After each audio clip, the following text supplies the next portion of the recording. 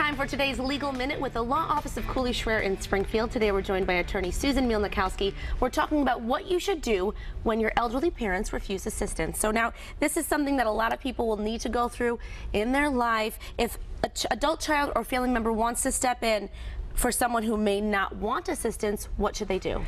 If you suspect your parent or a family member is failing, unable to handle their own affairs, maybe writing checks inappropriately, failing to pay bills, not understanding what their day-to-day affairs attention needs to be, if you suspect there's a problem there, the first thing you should do is look to see if they've executed a power of attorney healthcare proxy. If you know they have, or you know where they are, grab the documents, read them, find out what you need to do to activate them, and step in on their behalf. If they have not executed those documents, they've not given you permission to act on their behalf, you have to go to the next level, which is petition the court for a conservatorship or a guardianship. Conservatorship is managing financial affairs and legal affairs.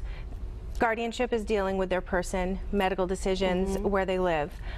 Two separate petitions, and both of those things need to be filed with the court.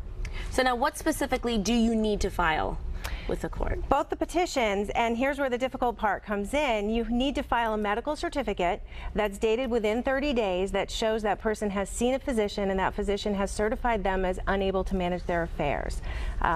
So if you have a parent or family member that's uncooperative, maybe not willing to admit that they're ready, you might have difficulty getting them to see somebody to have that medical assessment. If it gets to that level, you can go to the court and get a court order to order the medical assessment, but certainly you hope that's not the case. Hopefully you won't have to do That's that. right. Absolutely. Now, do you need to inform that person that you are getting guardianship over them? Exactly right. Pretending you've gotten the petition, you've gotten the medical certificate, and you've filed it with the court is then going to order you to provide notice. The person you are petitioning for control over is going to get notice and an opportunity to be heard.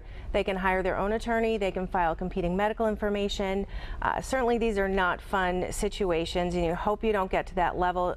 If possible, it's better if your family can work together and try to help your parent or family member give you the authority rather than going to that level. But it's good to know this information just in case we need to use it. So thank you so much, Attorney MIELNIKOWSKI. And for more information, you can call 413-781-0750. You can also visit COOLEYSHRAIR.com.